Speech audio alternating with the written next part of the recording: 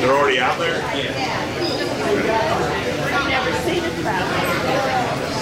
Might as well get you out after that.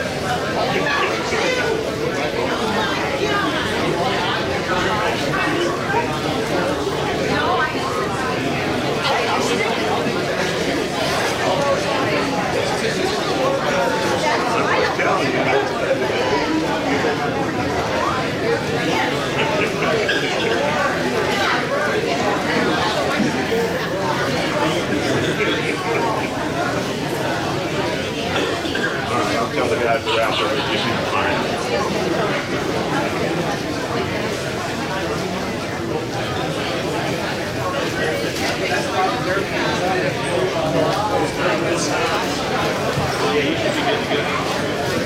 Welcome. Welcome to the Evansville Wartime's first Thursday of the month lunch and share here at the VFW 114. Thank you for coming. I understand this will be one of the largest crowds we've had. This is a great day. Today, we have 3 speakers, and they are all from the Wartime Museum, and the theme today is about D-Day. And to our left, we have a very rare document. It's on the easels, and it is a top secret map that was given to the commanders of the LSTs. And it shows the beaches where they're going to land their men. And you take a look at that. This is very, very rare. There's also some helmets and some replica weapons. So before we get going, oh, by the way, Don's here with passing the helmets. I think they've been around. But let's pause for a moment with prayer.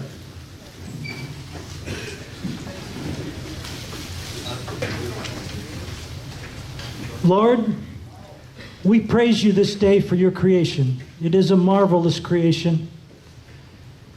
And we praise you for all who've volunteered at the museum.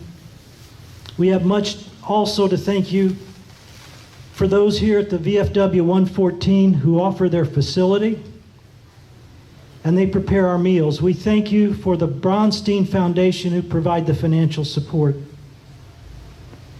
And we thank you that we live in this country where we have the freedoms that we enjoy. And this day is a special day, and we remember those who offered themselves up, offered their lives, displayed their courage 80 years ago. Those who jumped into the darkness in the early morning, those who left landing craft running directly into the line of fire, those offshore who were providing support, those in the air who flew multiple sorties. Thank you for their service. Thank you for all who have served and those who serve now. And today we ask your blessing upon this food we're about to eat. Amen. Let's stand. We're going to have the Pledge of Allegiance.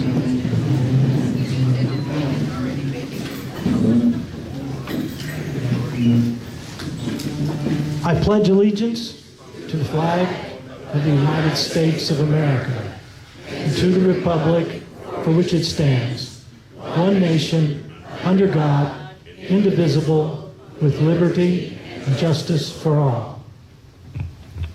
Larry Head will lead us in the national anthem. Thank you, John.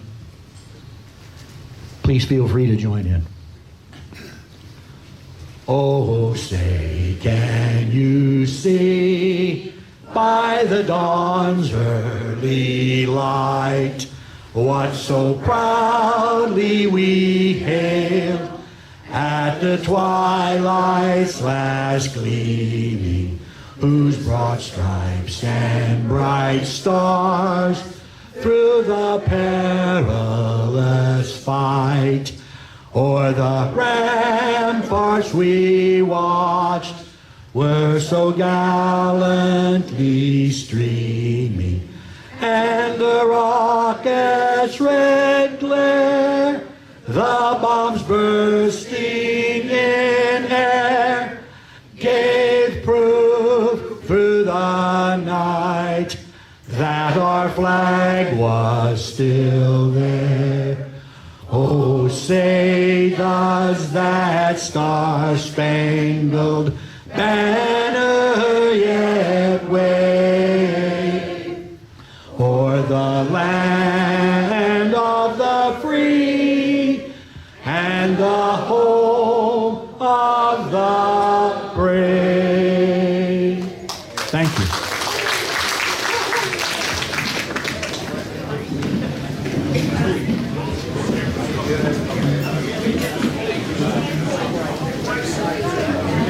Before we start our program, Jerry Brenner with the Retired Veterans Memorial Club has a special invitation to invite those to join the club. Jerry, he said he'd only take 30 seconds. So here's Jerry. Thank you for having me here at this last second. Like I said, I'm commander of the Retired Veterans Memorial Club. We do military rites for deceased veterans, whether it be at cemeteries, funeral homes, churches, or wherever the family so desires. The thing is that we are getting to a point now where we need more people because our average age of our organization is maybe about 70, 75 years old. So when we're gone, so does the service to the military deceased. We serve the tri-state area. The only thing that's required is that you have a valid DD-214. I will be over here by the sign with my brochure, and if you have any questions, please feel to come over and join me because we'd be glad to talk to you and join our organization to honor the deceased veterans. Thank you. Is that 30 seconds?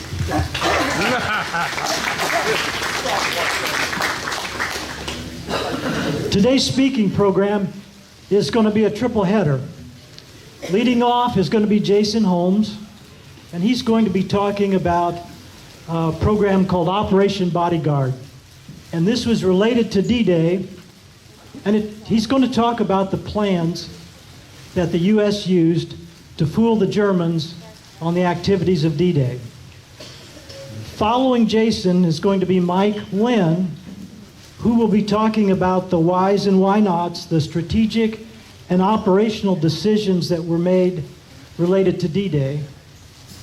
And Bruce Green is going to talk about the details of D-Day by the numbers of ships, aircraft. I think that's what he's going to talk about. So what we'll do is there'll be a question and answer that will follow after all three have spoken. So hold your questions for the end. And then one last thing. 2 weeks from today, that young man, Ed Brundick, Dr. Brundick, he's going to be here to talk about a close-up view of the space program, I believe. Ed, are you here? Oh, there he is. Did I get that right?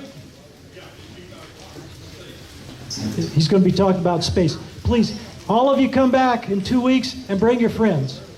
Jayson, you're up. Thank you very much. Well, it's great to see all you people here today. This is a very special day for all of us at the museum and all true Americans, I guess. I'm going to talk about some of the deceptive practices the Allies used. I'll start out with a quote from Sun C, which said that all warfare is based on deception. And it really is. You think all the way back, the Trojan horse. And I think it probably hit its zenith with World War II. And the lives that it saved, it's very hard to even calculate the number of lives that were saved by deceptive measures. All right. Well, this is not good. It's pretty deceptive. Supposed to. cold.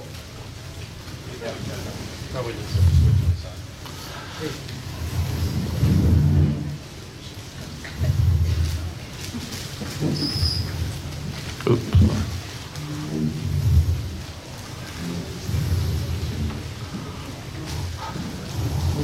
I hope this goes better than or Normandy, or you know what I mean? Are we good? Oh, there we go. All right, so the name of this talk is Operation Bodyguard. That came from a quote from Churchill at a conference in Tehran, where he said, in wartime, truth is so precious that it should always be attended by a body of lies. So that's where the bodyguard came in. There was actually 37 different activities to fool the Germans on what we were going to do at D-Day. I'm going to highlight 6 of them. Now, some of them were minor, but there was that much deception going on. I've chosen these right here because these were the main ones. The one on the bottom you see, Zeppelin. Zeppelin was to make the Germans think that we were going to come in to the Baltic or to the area of the Balkans, Hungary, where the oil fields were at. To do this, they used fake chatter, but they also used a guy named, and this is hard to believe this worked, but there was a guy that was the driver for the ambassador, the English ambassador in Turkey. And so they knew he had Nazi sympathies. That's the reason they hired him, if you can believe this. And the ambassador just happened to leave his keys laying around. The guy stole the keys, got into the embassy, and photographed what they wanted him to photograph. And that was fake plans for the invasion of the Balkans area. Hitler actually didn't really buy this, but Himmler, for whatever reason, was all in. And so he persuaded, through that action of this guy, and his code name was Cicero. Because of his actions, they kept over 2 divisions, which is about 100,000 troops in that area that would have normally could have been at D-Day, or in that area, in the Normandy area. The other one I'll show you is Vendetta, which is the underbelly of France. It was basically, it was used. The 2 pictures you see there are Montgomery. Do you see those 2 pictures? Do they look the same to you? Well, they're not. Actually, one of them is an actor, okay? One of them's name is Clifton James, and the other one is the real deal. What they did, they sent Clifton down there to North Africa and to the Mediterranean area and made a big public scene of him. So they'd have the press following him around. Through deceptive radio activity, they said that they were planning an invasion of South France. And a little later on, I'll tell you one other aspect of that, but again, what was the purpose was to hold German troops away from the Normandy area. And by using this double, they achieved that. And this guy, the only trouble is Monty was a teetotaler and never smoked, and this guy was an alcoholic and smoked like a chimney. So they had their work cut out for them. All right. Now the other 3 I'm going to talk about kind of in unison, and that is Fortitude North. Well, that's good. I just shot myself. Fortitude North, Graffen, and the Royal Flush. Now Royal Flush was when they used diplomatic couriers and things of this nature to fool the Germans. And I'll give you an example, maybe to make it a little easier. They let it slip that there was a high-ranking British official that was going to fly to Sweden to visit the head of the army. And the purpose was that when they invaded, they being the Allies, invaded Norway, they wanted them to come into the war and protect the civil population. That was all bogus. All right, but Hitler was just obsessed with Norway. For whatever reason, he was sure that the Allies were going to come into Norway. And so this became a very effective, of course, now it was supposed to be a top secret meeting, but we let that slip out through the double agents we had. And so it was just something that reinforced them to keep 100,000 troops in Norway right there. And to do nothing. I always said during the war, that would be the best duty you could get, is to be stuck in Norway during the war. All right. Grapham is another thing that goes along with that, and that was the fake communications that were used to build up this fake army, this fictitious army, and so that the Germans would hear all this radio traffic, and they'd hear all these reports of troops that were being located in northern Scotland. And of course, that leads us to Fortitude North, and that would have been the army that was supposedly being developed by the British. They were going to be British forces with the sole purpose of attacking Norway. Totally fictitious. None of it existed whatsoever. But between that and using the double-cross agents, the agents that we had turned, we were able to convince the Germans to leave that 100,000 in Norway. And again, that's 100,000 more troops that weren't down in the Normandy area. And then that takes us to I guess what you would call the biggest one of all, and that is Fortitude South. This is the one that everybody's mostly familiar with. This is the fake army, the United States First Army Unit. And it was a fictitious army that was supposedly be at Dover, across from Calais, and it was headed up by Patton. They paraded Patton all over England, giving messages. The Germans were totally convinced that Patton was going to be the one that was going to lead the invasion. Okay, and so they were all aboard with that, because we had three things going for us. One is that we had the Enigma machine. All right, we were intercepting their messages. So every time we tried to fool them, we knew within an hour or so if it was working. Were the Germans buying this? The second thing we had was their pre-conditioned notion that the raid would come right here, right there at Calais. Because if you remember when I talked about the Battle of Britain back in a few months ago, I said that the Operation Sea Lion was the operation that was going to be that they were going to use to invade England. Well, they had this notion that that would be the only practical place to attack our way, come from England over, which we were going to highlight. I mean, we knew it was so fortified we'd never be successful with that. And so the third thing we had going for us was Hitler. Because at this stage of the war, the only person you had to fool was Hitler himself. Because by now, he did not take anything the Abwehr said to him or any of the general staff. He was totally suspicious of all of them. So all you really had to do was fool one guy. And he turned out to be pretty easily to fool. All right, so what they did, they put this group right here, this is called the London Control Section. That's not a very good picture, but the thing is, that is the only picture in existence of that group. That was the most secretive group in the world. No one knew they existed. No one knew they existed till about 1975. It was headed up by the guy right there in the middle. His name's Colonel John Blevin. And this is the group that set D-Day for early June 1944. This is the group that decided that Normandy would be the place that they would invade from. They were located in the same headquarters as Churchill in the War Room. But again, only a handful of people even knew who these people were. And so there was that secret. They didn't want anybody to have any influence over this group, and they didn't, all right? So they're the ones that come up with the idea where we're going to go. There was a thing called the Ghost Army. The Ghost Army had only 1,500 people in it, but they were all specialized. They went to Hollywood, and they got people who had been set designers. They had worked on Broadway. They had worked in the movies. They got artists. And what they did, they come up with a plan for a fake army. Now, I imagine a lot of you have seen the pictures of this tank being carried here. It's rubber, it's blow up. See the hose right there that's getting ready to inflate it, or it has inflated it? The idea for this came from the Macy Day Parade. I mean, they saw these big balloons going down, Park Avenue or where that street is, and they think, well, if you can make a balloon look like a cartoon character, why can we not make it look like a tank? So in another very secretive thing, they went to Goodyear. Goodyear cut out all those tanks and basically pasted them together and made balloons, and they could carry them. A farmer came across them one time with a guy carrying the turret like that, and the MPs caught him, and he was just dumbfounded by it, and they said, well, he's been working out. That's what they told him. Yeah. And so we had those, and they had fake landing crafts, they had fake aircrafts, and they would move them around. And what this group did, they invented a way to record, not using vinyl records. They used wire, so you wouldn't have a skip. And every night, they would play this huge, really loud speakers. They would play this noise of tanks moving. It was all recorded from other areas. And they had a machine that could simulate tank tracks. They'd pull it behind a tractor.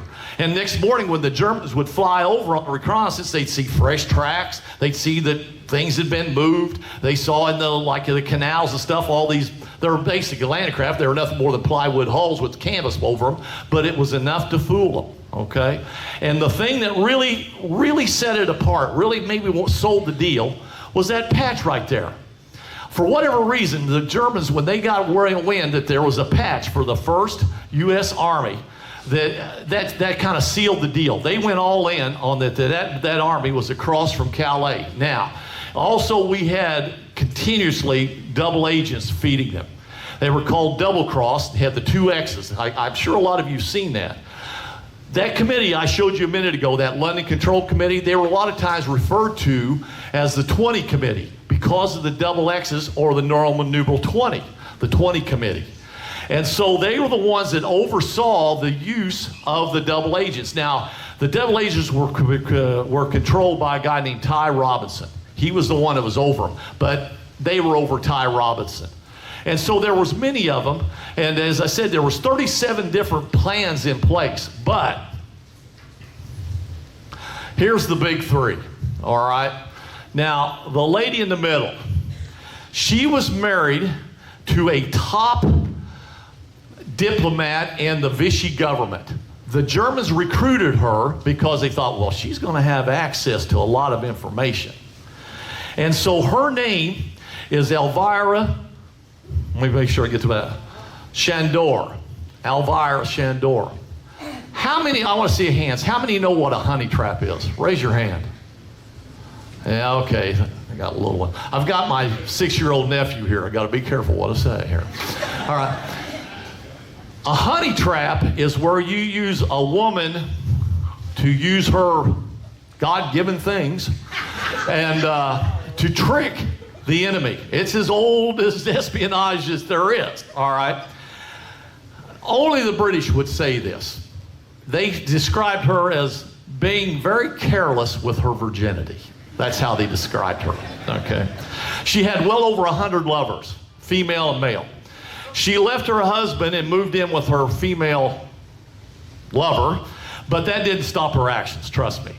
And so the Allies would feed her information, partially true, mostly not, things that they wanted the Germans to know, because she was sleeping with a lot of the German agents, okay, and a lot of the German upper brass. And so what they did, they would send her with false information, sort of true, but mostly not, and then she would pass it along. Now, remember I told you about the Vendetta, where they were going to come into South France? She was having an affair or hanging out with a high-ranking German official, and over pillow talk, she said, you know, I was in my husband's office, and I heard that there's going to be an invasion in South France. Now, I don't know when it is or when it's going to be, but I heard that was going to happen. Well, the Germans bought into that, and they kept the 11th Panzer Division down there in the south. That's one of the elite Panzer divisions for the Wehrmacht. So it worked. I mean, there's another division that would have been at Normandy had it not been for this lady passing on these secrets. You know, so she has a it's quite a story, as you can imagine. The one common thing that I have come across in all this, they all had very loose morals, okay? They were all pretty liberal, if you will. The guy on the left and the guy on the right, probably the 2 main guys to send fictitious information. The guy on the left has Poboth. Now, earlier I talked about this as Juan Garcia, and his code name was Garble, and I've talked about that to you people. But this guy's code name was Tricycle, and it was Tricycle because he was the big wheel, but he always had 2 women with him. They were the little wheels. And they even assigned him 2 agents, which he had torrid affairs with, but he had torrid affairs with everybody. These 2 were the foundations for James Bond. Now, he was a playboy too, but once he married, he settled down. This guy never did. I mean, and that was his cover. How did he get away with all this? Well, the Germans say, well, he is so outlandish, the British would never have somebody as rigid as they are that acted like him. I mean, he would, the women, the wine, the song, everything. I mean, and he never did quit doing it. After the war was over, he became a CIA agent. All right, he never gave it up until he died. Probably, I know what he died of, but anyway. So he was very instrumental in passing along. He had a lover named, who was a countess, a German countess. And he would feed her all this fictitious information. Of course, it went right back to the German high command. So he was always one that was in passing on information about the First Army and the invasion coming at Calais. And of course, here is, if I will, the Godfather. He is in my opinion, the greatest spy that has ever lived. That's Juan Pujol Garcia, codenamed Garbo. And he sent, the month before D-Day, he sent over 350 communiques to the Germans telling them that the invasion was going to come at Calais. He had 27 operatives under him, and not one of them were true. They were all fictitious. But this is how espionage works. You don't just come out and say, hey, they're going to attack at Calais. What you do, you try to convince the enemy that they're smarter than you. And so you leave little tidbits. I call it jigsaw pieces. And over here you might say, one of the agents said, hey, they saw a house in northern Scotland. It was an old farmhouse, and they had filled it up with life jackets and vomit bags. Just send that in a communique. And then you might have another one that says something else about the reserves being pulled up. In other words, the Germans would take these pieces and put them together, and here's the picture. And that's how you fool the enemy. You got to make them think they've outsmarted you. And we got very good at it. Very good at it. And so this guy right here with his fake agents, and I'll tell you how effective he was. The morning of D-Day, he sent a communication at 6 o'clock in the morning and said, no, that's not the real invasion. The real invasion is still going to be at Calais. And this is when we were walking on shore. And they bought it. And then 3 days later, Hitler finally gave the order that the 1st SS Panzer Division could leave Calais and come down towards Normandy. It started down. Garbo bypassed his agent or his handler and went directly to Berlin, sent a message directly to Hitler saying, do not get caught in this. The patent is still right across from Calais. And Hitler ordered the 1st SS Panzer to turn around and go back to Calais. Now you take the 1st SS Panzer and you take them down to Normandy. You take the 11th Infantry Panzer Infantry Division, you put them in Normandy. You got 100,000 people, 100,000 soldiers up in Norway. You got 100,000 over in Hungary. You put all those in Normandy, you could see how difficult that invasion would have been. It would have been impossible, all right? So the deceptive practices worked. And I'm just about out of my time, but I'm going to tell you one more thing that they did. This is the Reader's Digest version of the Reader's Digest, is what you're getting here. But, I'm giving you a 2-hour lecture here in about 20 minutes. There was a general that was captured in North Africa, and his name was Ham, H-A-M-M. And he was held captive for around 3 years. And then about a month before D-Day, the British say, well, for humanitarian reasons, he's sick. We're going to repatriate him through the Red Cross. Sick. He didn't die till 1968. All right. But what they did, they took him out and they put a hood over his head, and they said, hey, we're going to take you up to the Dover area, directly across from Calais, and we're going to put you on a ship. They're going to take you out into the English Channel. We're going to transfer you over to an international Red Cross ship, and they're going to take you, repatriate you. Well, what they did, he was actually down in the Southampton area. That's the marshalling yards for the invasion. They put him in a panel truck that had just the slightest crack so he could see out. And they changed all the road signs. They changed all the signs on the buildings that reflect where he was supposed to be leaving out of up there and there on Dover. So as he went down the road and he could see out, he'd see these signs that were from the area up there. He looked out and he could see all these hundreds of tanks and guns and all the planes and everything that was being marshaled for the invasion. All real, all right? The MPs that were guarding him, they said, hey, they knew, they didn't act like, they knew he spoke English, but he didn't act on. He said, the MP goes, hey, did you hear about that big fight in that pub last night? And the other one said, no, what happened? He said, those guys from 1st Army Division from the United States got into it with those pilots from the RAF, had a hell of a brawl. And they were talking about this, see? None of it took place, but he's eating this up. So they get him, they put his hood back on, they put him on a ship, they take him out into the middle of the English Channel. They bring another ship, which I'm sure they had friends on that ship because they kept him blindfolded or had a hood over his head. They put him down below deck, and the next time he comes up above deck, he's in Calais. He gets off that ship, and it's just like his butt's on fire. He ran straight to Rommel's headquarters, said, "You can't believe what I've just seen." And it's all right across the strait here. You know, it talked about all the guns, all the tanks and everything. So it just kind of sealed the deal right before the invasion, that all that First Army was true, all right?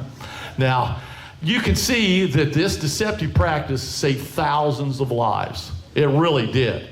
And it probably made us, there was no way we could have ever invaded the continent at Calais. It was too well fortified. But because we did such a good job of convincing the Germans that the Calais would be the place for the invasion, the other places, Normandy's defenses were very strong, but they weren't nearly as strong. And the backup. And we use things like, you know, you've probably seen the dummy parachutes that were dropped, you know, and then it explode, and things that would just give away. And they left, there was a regiment that was at Omaha Beach that left in the early morning hours to go to the Seine River because they were dropping those parachutes there. Now that'd been another regiment that would have been there taking on the Americans. We just barely got ashore there. So anyway, I'm out of time. I got to pass the baton here. But at the end, if you have any questions, I'll be around at the end, or I'll be here after that's over if you need it. I'm sorry I had to go so fast, but I think you get the idea. The deceptive practices were vital for us to have success at D-Day. Okay? Thank you.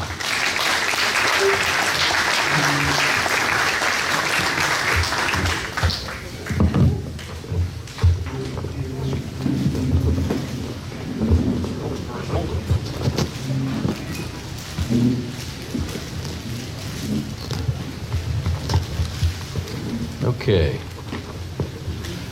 Can you hear me okay? All right. So my name is Michael Lynn. I'm going to try to talk about some of the planning, strategic, and operational decisions going into the planning for D-Day and the actual execution of D-Day. What you see right here is, let's see, let me get the right pointer. This is the SHAEF right here. This is the people making those decisions. Left to right, you've got, this is Omar Bradley. He's the head of 12th Army Group, okay? And one thing, the reason he was head of 12th Army Group was because they had 1st Army Group was part of the deception plan. So they had his number was just a number far enough away from the number 1, and that's why they named it 12th Army Group. It's not like they had 11 other Army groups underneath there. This person, Ramsey, he was over the naval part. Tedder, he was over tactical air. Everybody knows this person. Eisenhower. And then you've got Montgomery there, Lee Mallory. He was over the strategic bombers. And then General Smith, who was chief of staff. Montgomery was over the 21st Army Group. And then he was the overall ground commander. So at this time of D-Day, you actually had Bradley. Bradley was working for Montgomery. And then everybody reported up through Eisenhower. So one of the reasons I had this picture here showing that group was that a little different than obviously the Germans. With Hitler, Eisenhower was a very good coalition builder, and the way they worked together helped them make the right decisions on things. As we go forward, the next slide, some of the whys and why nots, okay? Why Normandy, okay? When you look at the overall map of France, and I'm gonna go back and forth between this next slide here. This is France. I know it looks a little busy, but you can look at this is the coastline right here. This is Normandy right here, okay? And the squares that you see here, these are actual German divisions that they knew of at the time of the invasion and making the planning. The big red squares, these are the panzer divisions that were there guarding. One of the things they decided back in '43 was it was all about making sure that they could get a buildup into their landing zone and be able to build up troops to keep a superiority and not let the Germans bring their units in there quicker. Because what they didn't want to have is a stalemate once they landed, similar to in Italy. They tried to landing north of Rome at Anzio, and that turned out to be a stalemate right there. So the key was to build up faster than the Germans could bring their reserves in. And Normandy had a lesser defensive strength, a lot because of the deception plans, fortitude. But if you look right here, lots of rivers, lots of rail lines that are coming across. And so to take advantage of our air superiority that we had, we could delay the Germans getting their troops down into Normandy and give us time to keep ahead of them bringing troops in. One of the things that you'll hear some today also is that we forget about is that the decision about going into Normandy and actually bombing the French rail and French cities and everything was we understood that was going to be a lot of civilian casualties.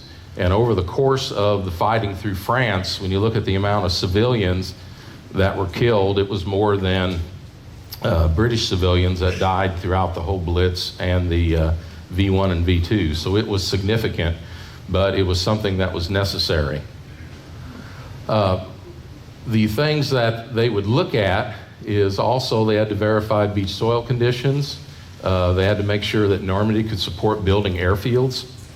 And then the big thing right here is to have a good port, the port of Cherbourg, which is right here, okay?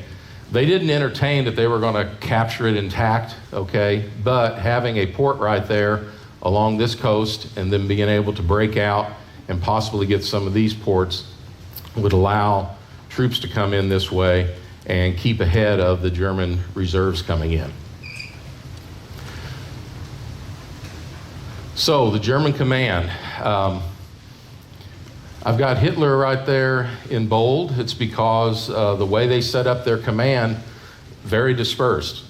And Hitler did that on purpose so that he could have more control over everything.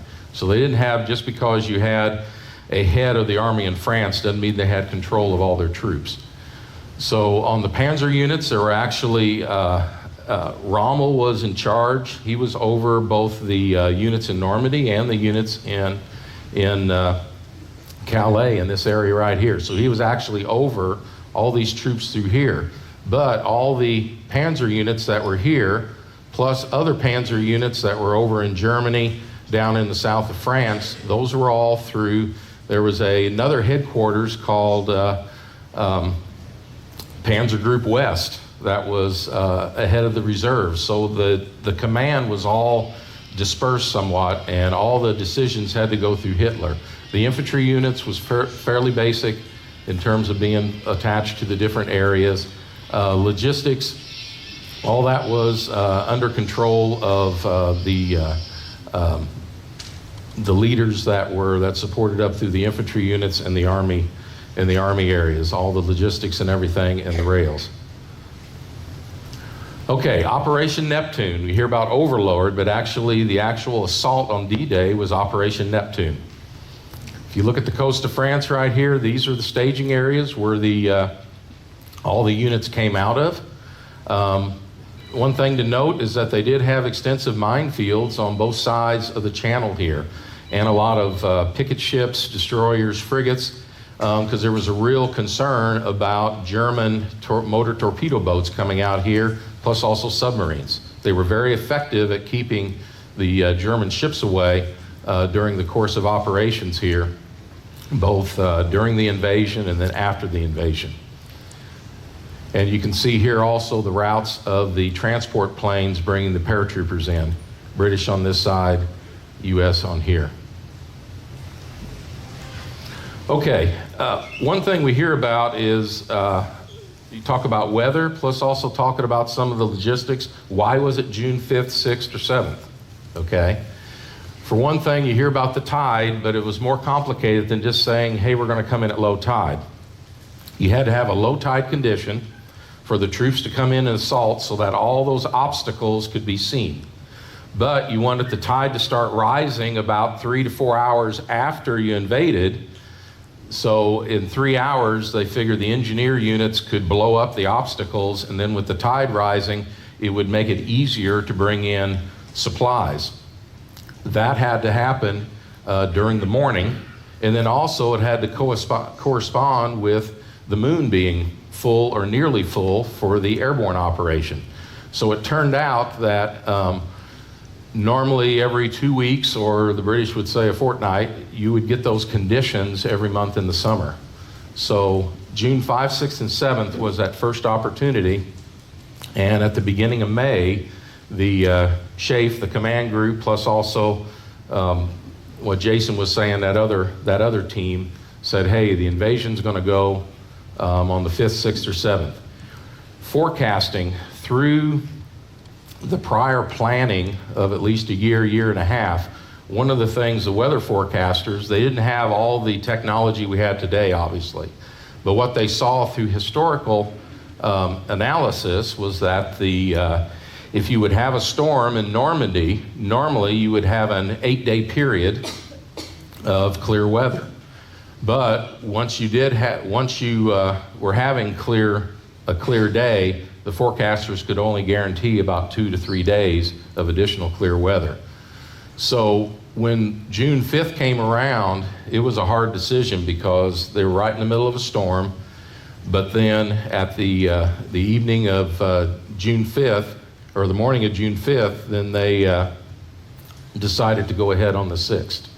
So the conditions were right, and that was an important decision, and Eisenhower made that decision going forward. When you look at the buildup on D-Day, logistics, very important. One of the things you want to realize is that each American division needed close to 800 tons a day of supplies, ammunition, rations, and then also they had to have the ability to bring in reinforcements every single day. So all the conditions and all the shipping, all that stuff was all designed to try to bring in that much supplies every single day. And then the reinforcements, it was the equivalent to probably about 2/3 of a division, both on the American side and the British side every single day. And then every day that you increase new troops coming in, that would actually put more of a strain on the supplies, so everybody would need more supplies. Okay, this is a section of the coast right here. This is the British area where they came in and invaded. Con is right down here. This is the DE and F. There's Omaha Beach right there, Dog Easy and Fox Beaches, and then Utah Beach right there. Okay, now you look at this, 20 kilometers. You look at maps all the time. It's like, well, how do I put that to scale? If you look at where we're at right now, the distance between Evansville and Newburgh is close to like 16 kilometers or 17 kilometers. So if we were in Evansville, Newburgh would be about right over in here. So that's about the size of what you're talking about. It's not huge. So Evansville itself is only 16 kilometers wide. So if you put the city of Evansville in here, if you look between Utah Beach and here, the city of Evansville would be about that big. So that's about the size of the area that you're looking at. Okay, Omaha Beach and Utah Beach. This picture right here, if you got a chance before you leave, we've got a couple of things over there that John had talked about, a couple documents. And this picture right here is 1st Infantry Division coming in, and this is most likely close to being the first wave, probably the end of the first wave. And they're coming in on Fox Green Beach, and you can actually see on that document their briefings on what Fox Green Beach actually had. So one of the things about Omaha Beach that made it issues, one of the things is that, and I'll talk about this, is that there were actually tank units that came ashore, that were supposed to come ashore with the infantry units, and these were floating Sherman tanks. It sounds interesting that you can get a 30-ton tank to float and actually be self-propelled, but they did that. The characteristic that morning, because of the storms in the channel, both on Utah area and over here, the actual waves weren't that high, okay? They were probably between 1 foot and 2 feet. Over on Omaha, they averaged between probably 2 to 6 feet in places. So they had really a lot of trouble. Half of the initial wave of these floating tanks floundered and did not get to shore. So the troops had to cross a very long beachway, and Bruce is going to tell you about the different obstacles, but you can see that in the background. But one of the issues Omaha had so much problems is that their tanks did not get to the beach. Once they did get on both the British beaches and on Utah, they were able to work quicker in terms of silencing the strong points like this. So this is a typical piece of defensive site that the Germans would put in. This is a naval gun right there. And even though we had so many ships and we sort of swamped those kind of defenses, if you were unfortunate enough to be on the LST or LCT, some of these smaller boats coming in, that would do a number on you real quick. So we actually did lose a few boats coming in until these strong points like that were silenced.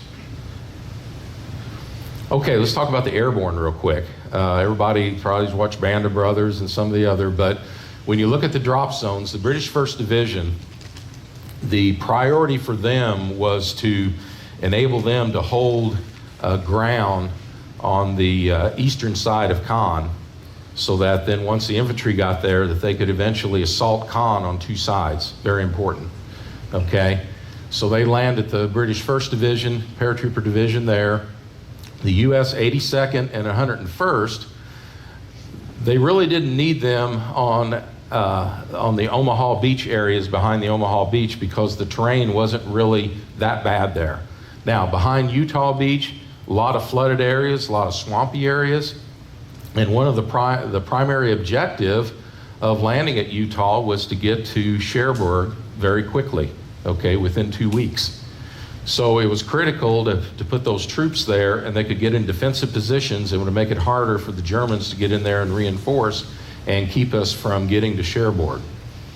One thing about airborne divisions, even though the personnel were very good, high initiative, they had minimal artillery. Any artillery, real artillery pieces, would have to come in by glider.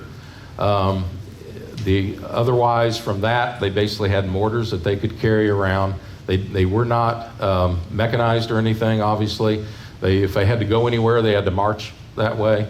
And then they were normally only supplied for 2 to 3 days until they established airdrop zones where they could drop supplies to them. The airborne, the commandos and rangers, they were some of the highest trained individuals. And those were very important to use them as shock troops, even in association with armored divisions, regular infantry divisions. So they were there almost probably close to 3 weeks, at least, in the battle. So this right here, I know some of these next slides, they are hard to see, but I'll try to describe what you're looking at here. This is Utah Beach right here. So behind Utah Beach, these are German strong points. This is where they landed the various regiments, 82nd Infantry, and this is 101st. So this was the plan. These are the landing zones and everything. And you can see a lot of swampy area here. In addition to the Germans flooded a lot of fields that weren't normally flooded, okay? And this is St. Mary Glees right here as an objective. But you can see Karatin is right here, which was a key city that was linking Utah area with Omaha area that would be over here. Now that was the plan, okay?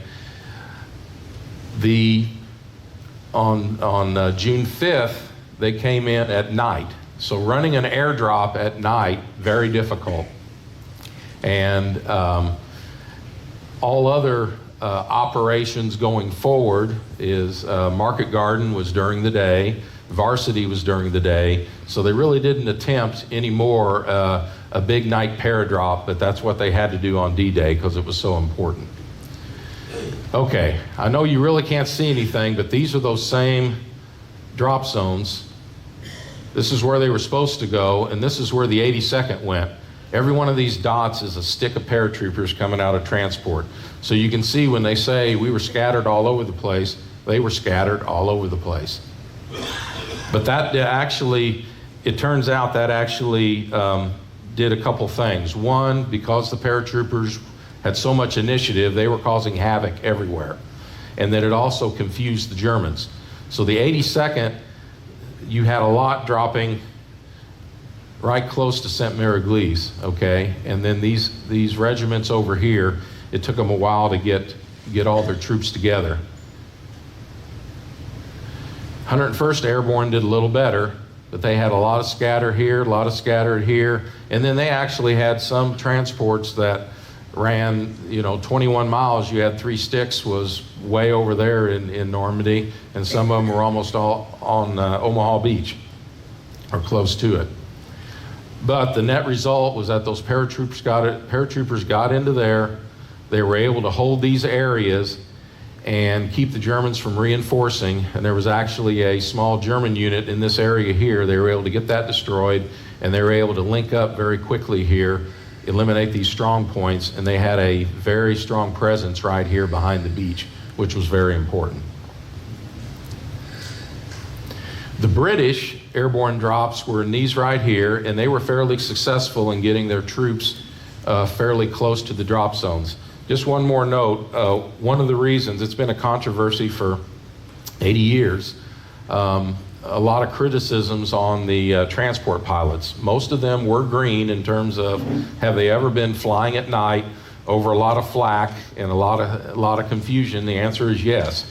And but in terms of actual planes going down, there was only 20 out of probably 1,500 to 2,000 transport planes. A lot of flak damage, but you only had 20 lost. So one of the reasons why they didn't have any more night drops to this extent was because of that confusion. And it was mainly just a lot of the fact that this was the first time these transport pilots had to go through something like that. So the British 1st Airborne, they dropped in here. You've heard about Pegasus Bridge, okay? So right here, this was very important to get that bridge and to get the infantry coming on the beach right here and get that through there and reinforce this area. Caen is sitting right over here. So the British drop zones were right here. They blew a bridge right here to keep reserves from coming in. And this was why they had those drop zones right there, so that they could take that terrain right there. Okay, these pictures show some of the flooding in the bocage, and these are gliders right there, but you can see how shiny this picture is of the flooded areas, and having to try to land a glider in the dark. Almost probably half the glider pilots of both the 82nd and 101st Airbornes, you were either casualties or killed. So it was very high casualty rate if you were a pilot of a glider. This is a famous picture. This is Eisenhower talking to the 82nd Airborne troops. Supposedly, when he did get in a conversation like this, very important, he liked to talk about fly fishing. So a calming influence, I guess. One of the things that's always a controversy also is supposedly, and I don't know if it's just a rumor, I haven't found a picture, but normally he would go around with a cigarette in his hand. All the photos you see, either they retouched it or that was more of a rumor, but this is, like I said, this is a famous photo there. Okay, when you look at the British areas, okay, just real quickly, they came in here, here, and here. And then both the British and the U.S. had what they call the DD Sherman tanks, the floating tanks. And it was really critical to take their beaches quickly. And at the end of the first day, you can see this line here. This is what they actually got off the beach and into this area. And then over here, you can see they linked up with the paratroopers.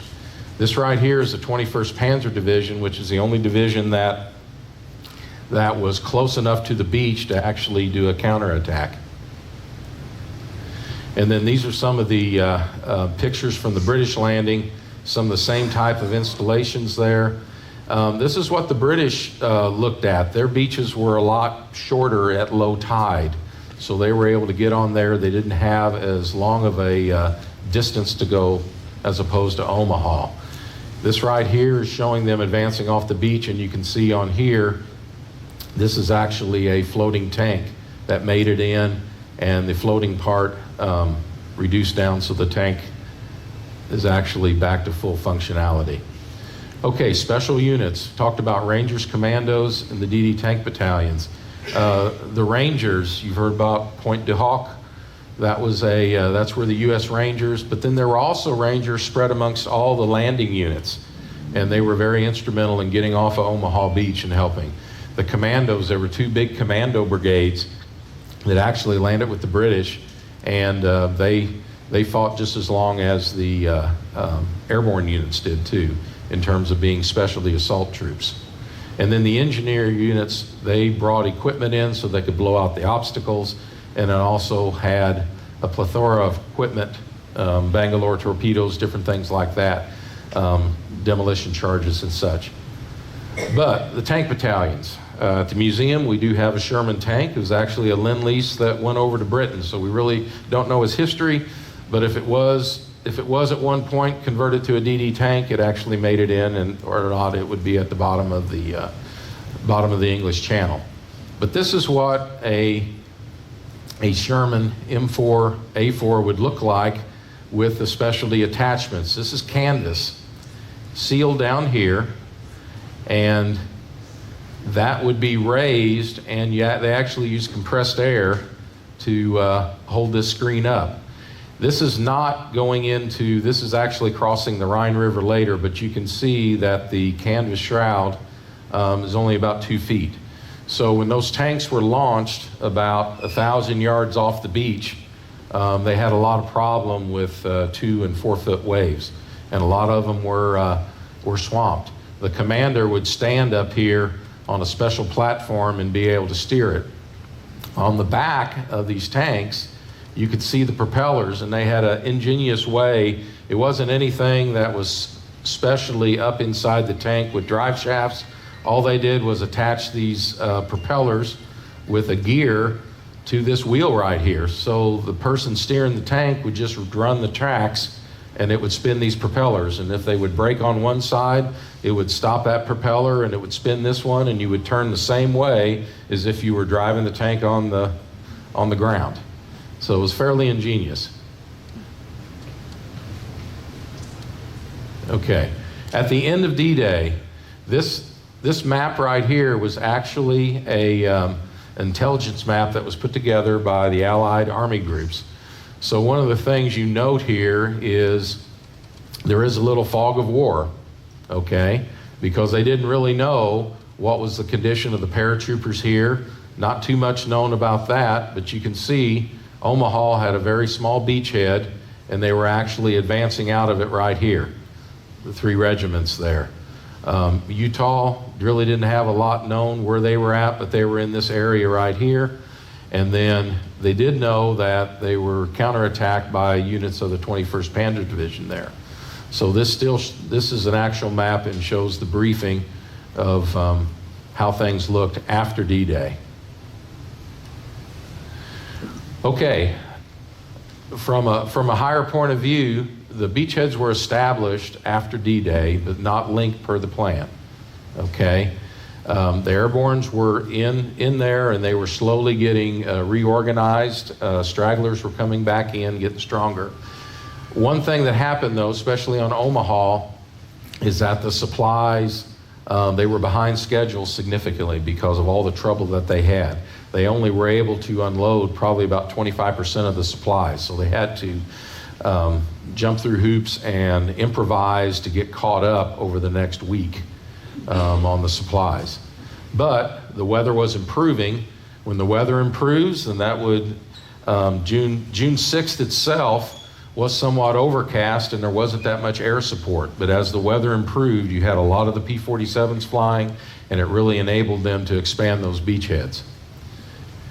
Now, just real quick on this slide, I know I'll be finished here, but the planning forecast, when you look at the groups that planned all this, Cherbourg was supposed to be taken in 2 weeks. Well, it took 3 weeks.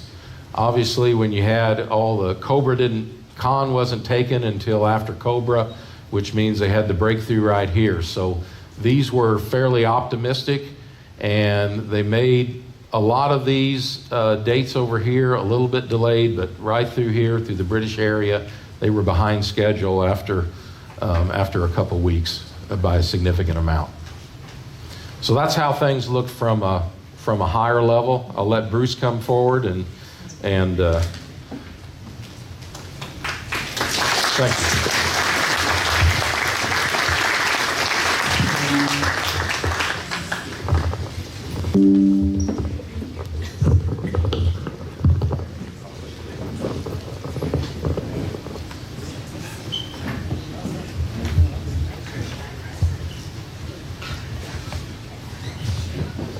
Thank you. Oh, okay. Thank you. All right, thank you. Everybody doing okay? All right, good. I'm going to talk to you about numbers, and I know numbers aren't necessarily the most exciting thing to talk about, but you can't talk about this invasion without talking about the mass amounts of equipment and supplies and men and all the things that were necessary to make this invasion possible. So that's what I'm going to focus on today. But let me start with this. On June 6, 1944, we hear about the United States, Britain, and Canada being part of the invasion, but there were actually 13 nations that participated in the invasion on June 6th. In addition to the United States, Britain, and Canada, it was Australia, Belgium, Czechoslovakia, Poland, Denmark, France, Greece, New Zealand, and Norway. So there were soldiers from 13 different nations that were a part of the invasion on June 6th. All right, I'm going to see how I can get this to work. I want to tell you that this is a brief clip, it's about 1 minute long, of Henry Langerer. Henry Langerer was a 19-year-old paratrooper in the 82nd Airborne Division, and he dropped into Normandy on early morning hours of June 6th. But this clip is him describing as they first take off, and he looks down and the sights he sees and the vast numbers of things that he sees. So. Any aircraft, you know, anxious to get out. But I would like to say, when we left England, our division was scattered in different airports because there was too many planes for any one airport. So we kind of had a circle around to wait for our group to get together. And in the process, it was a beautiful moonlit night. I saw down on the floor of the ocean, boats all over. And I swear I could have thought I could walk to France on boats. There must have been 5,000 down there. I'm just guessing, but boy, it was a lot of boats down there. And then overhead, we had the bombers going in. And above them was the fighters. And it was fantastic. I thought to myself, we could never lose this war. Look at all the equipment and everything, you know. So he could certainly give you a better description of it than I can, because he was an eyewitness to this. But I'm going to try to show you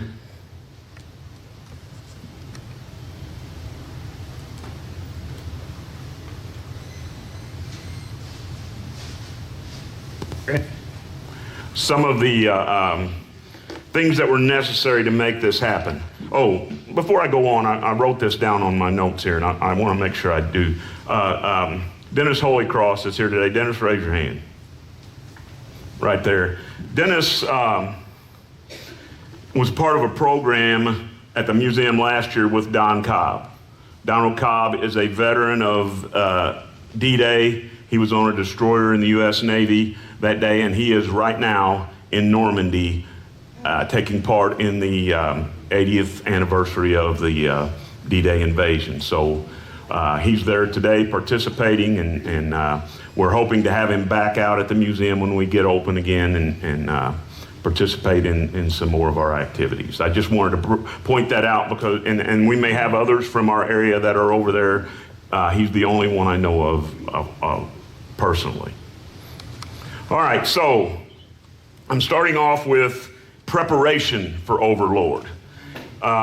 It took a lot of things, but Mike mentioned cigarettes with Eisenhower. I thought this was an interesting number. They say Eisenhower was smoking 4 packs of cigarettes a day in the days leading up to the invasion of Normandy. And you can imagine the pressure he was feeling. And so I certainly don't doubt that. Other things, we talked about maps. They talked about some maps. He showed you some maps. There were 17,000 maps prepared for the D-Day invasion. Now, I'm not talking about 17,000 copies of a map. I'm talking about 17,000 different maps of different areas, of different operations, and so on. 17,000 separate maps had to be made for this invasion. 7 million tons of equipment and supplies were shipped from the United States to Britain in the year prior to the invasion. 7 million. So this just shows you some of those, the mass numbers of things that were stockpiled in England before the invasion. Bulldozers, generators, tanks and trucks, artillery, jerry cans, fencing. More tanks and trucks, packing parachutes. Here's guys loading all the equipment into their tanks, putting fuel into the jerry cans. These are barrage balloons. They were taken to the beaches and released into the air to prevent low-flying aircraft from attacking the beachheads. Duck boats and trucks, the mass numbers of things that it took to prepare for this invasion.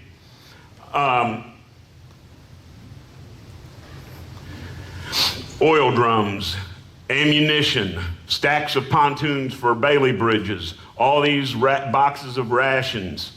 And then there was a depot, supply depot at I gotta get the name of the town right, Ashchurch, England. And it had 158 buildings. It had 3,000 personnel manning it. And it had outside yards, stacked with equipment. So, and that was just one supply depot. I'm sure there were numerous of those throughout England. Just to give you an idea of the massive numbers of things it took to prepare for this invasion. A couple of other interesting numbers. By D-Day, there were 8,000 military chaplains on duty in England. Prior to, I thought this was an interesting number, prior to the invasion, there were 16,500 carrier pigeons released over Europe with notes attached to them, asking the French people to write down information they know about the logistics of German batteries and guns and troops and movement, and to send them back. And they actually received a number of those pigeons back with information. Technology of the day. Another interesting thing, the things leading up to the invasion, that by D-Day there were only 319 serviceable Luftwaffe aircraft available in the Normandy region because of the bombings and things that had taken place prior on the air bases, the Luftwaffe air bases in the region.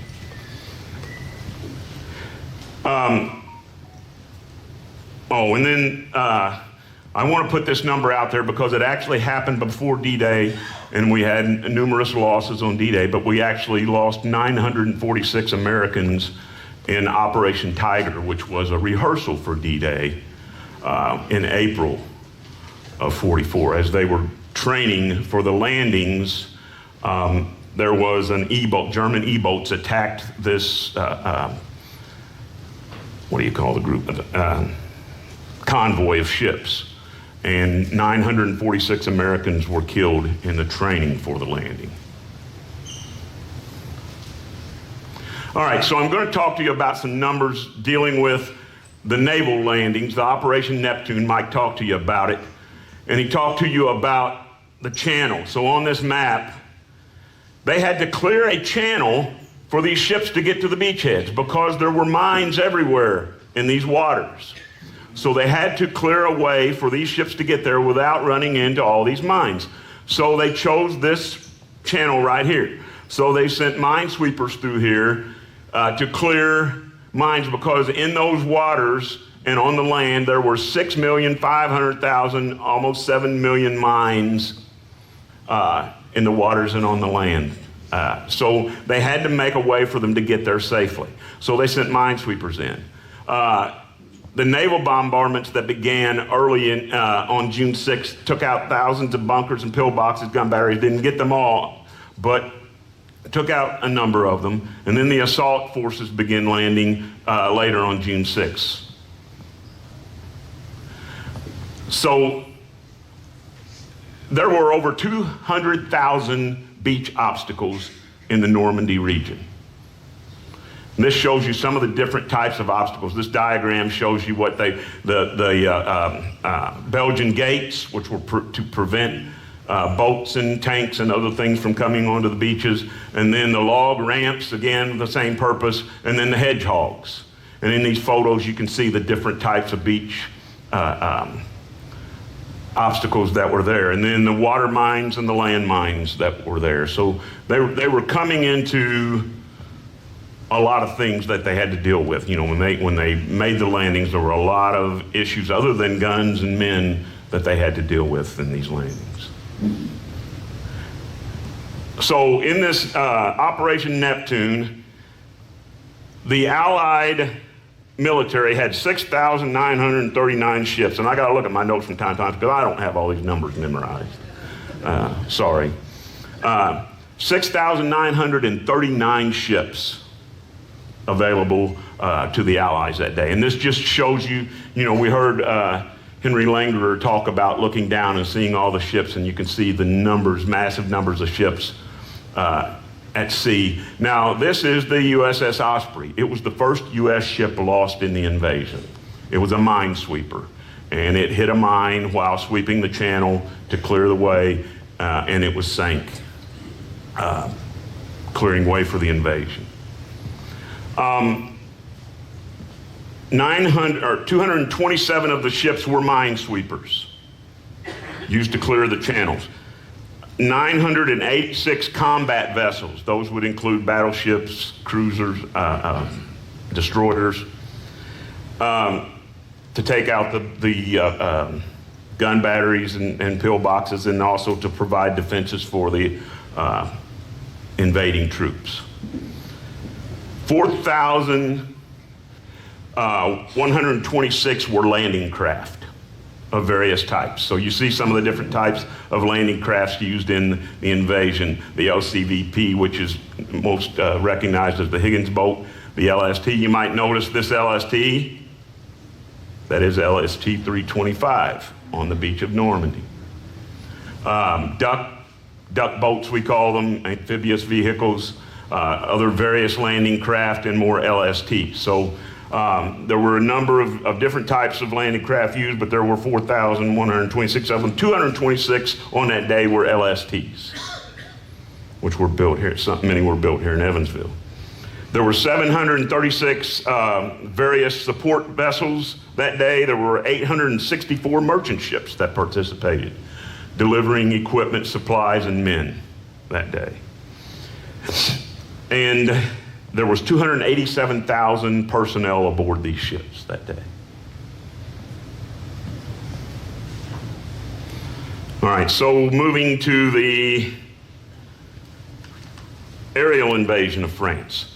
The Allied Army, or the Allied military, had available to them 15,766 aircraft for this invasion. 5,049 of them were fighters, many of which were P-47s. P-47s at D-Day were used to for coastal defense.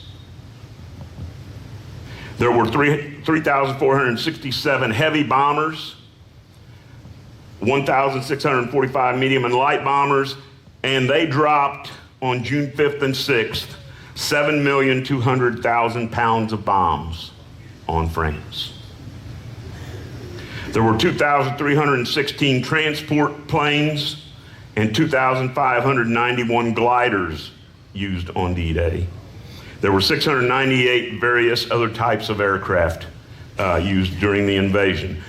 All of these planes on D-Day flew 14,674 sorties or missions. 127 Allied planes were lost during the D-Day invasion.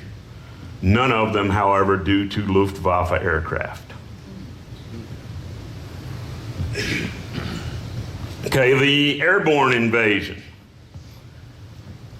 13,348 paratroopers would be dropped into France, mostly from the 82nd and 101st Airborne Divisions of the United States Army.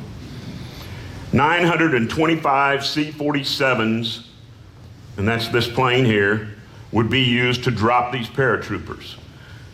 Here you see each C-47 could hold 18 paratroopers, fully equipped. So here are the paratroopers inside the C-47, fully equipped, ready to make their jump. There were 1,400 missions flown by C-47s on D-Day. They would be reinforced by 4,000 men in gliders. Now, the two types of gliders used, this was the American glider and this was the British glider that brought men and equipment into Normandy. They say they dropped these paratroopers from a height of 700 feet. Now, I've never jumped out of an airplane personally. Some of you may have, but it's my understanding 700 feet is not really high for jumping out of an airplane. I mean, you don't have much room for error at 700 feet. So they were dropping from fairly low altitudes to be parachuting in, but the purpose was to get them to the ground as quickly as possible. On D-Day, 21 C-47s were lost during the drop assaults. The beach landings. 132,000 Allied soldiers landed in Normandy on June 6, 1944. 59,000 of them were Americans. Around 34,000 at Omaha Beach, around 24,000 at Utah Beach, 29,000 British soldiers at Sword Beach, 25,000 British soldiers at Gold Beach, and 15,000 Canadian soldiers at Juno Beach. In addition to that, 225 Army Rangers from the 2nd Battalion, Army Ranger Battalion, attacked Point de Hawk, a large rock bluff that had a large gun battery on top of it, and they came in on boats and scaled the rocks with ropes to get to the top to attempt to take out that gun battery. When they got there, the Germans had moved the large gun, but they were able to take control of the area, the point of attack. In addition to that, I told you soldiers from 10 other nations also embarked on the beaches of Normandy that day. Just some miscellaneous numbers. 153 LST ships were used as hospital ships on D-Day. And the Allies had a plan for that, to move the soldiers out, the wounded soldiers out as quickly and back to England as quickly as possible. So they used the Duck boats and the Higgins boats to get them back to the LSTs and then back to England. Because of that plan, 21% of the wounded were operated on within the first hour of being wounded. 47% were operated on within the first 6 hours of being wounded. So they did have a plan to save lives on that day. That worked. Here's a Higgins boat. You can see in the duck boat loading the wounded into them, as I told you. This guy here, this is Theodore Roosevelt III. He was the oldest American soldier to land on the beaches of Normandy on D-Day. He was 56 years old, and he was the son of former President Teddy Roosevelt. And then this picture is the 320th Barrage Balloon Battalion. They were the first African-American unit to land on the beaches of Normandy on June 6, 1944. They would take these balloons onto the beaches and release them into the air to keep low-flying enemy aircraft from attacking the beachheads.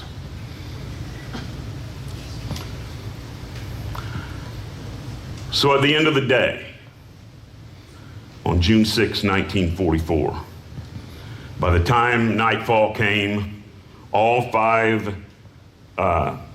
beachheads had been secured, and Allied military had moved beyond German defenses. 156,000 Allied troops had landed in Normandy.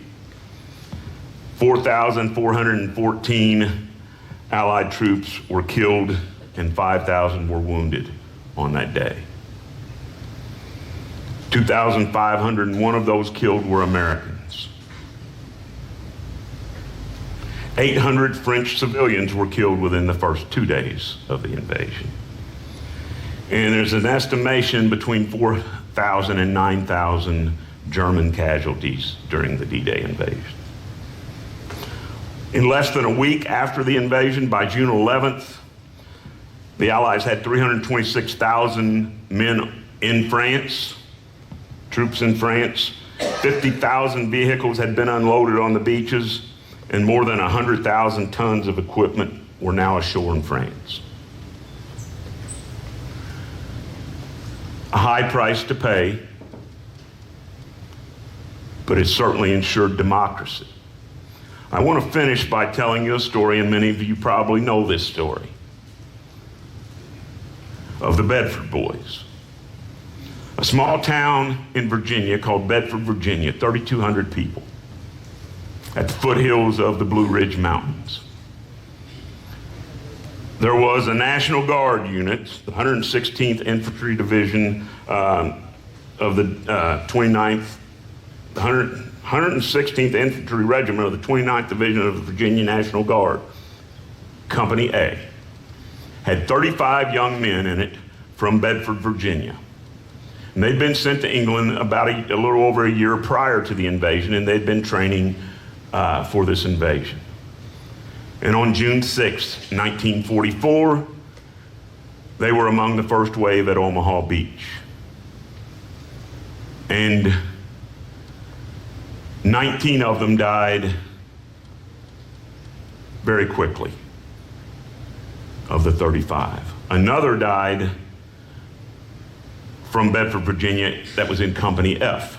So now 20 from Bedford, Virginia had died on D-Day during the invasion from a town of 3,200. 2 more would die later in the invasion. 22 total from this small town. You can imagine the devastation a small community would feel. They say if you took those numbers, the percentage, and applied it to New York City, it would have been the equivalent of New York City losing 47,000 of its young men that day. Now, word didn't travel that quickly in those days. So it was about a little over a month later, because the military's got to identify those that were killed and process those things, and then send word back, and it took a while. So it was July 17th In Bedford, Virginia, there's a drugstore on the corner called Green's Drugstore, no relation. And the young lady that was working the telegraph machine in Green's Drugstore that day, her name was Elizabeth Thiessen. She was 21 years old, and she receives this message. The Secretary of War desires me to express his deep regret. And then she receives another, and then another. By the end of that day, she had received 20 such messages to deliver to families in a community of 3,200. So the sacrifice of that community is representative of the sacrifices communities made all over the United States. Amen. Because of that, they built this at Bedford, Virginia. In 2001, on June 6th, President George W. Bush dedicated the National D-Day Memorial at Bedford, Virginia. And it's a beautiful memorial. I got to visit it a couple of years ago. It's very large, it's very well done. It's a very somber place to visit because of what it represents, but it also represents the saving of our freedoms and our democracies in the world. And we owe a huge gratitude to those who made that possible. If you get a chance to visit there, I recommend that you do so. Thank you very much.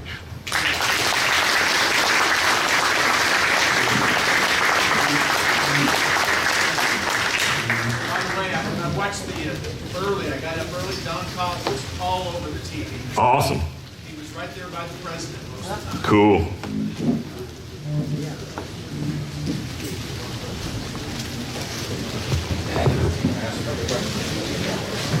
If anyone has questions, these guys are available to answer them. If so, raise your hand. Somebody will bring a microphone to you.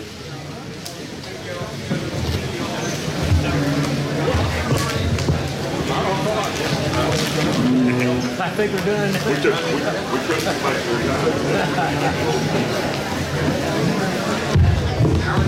The end.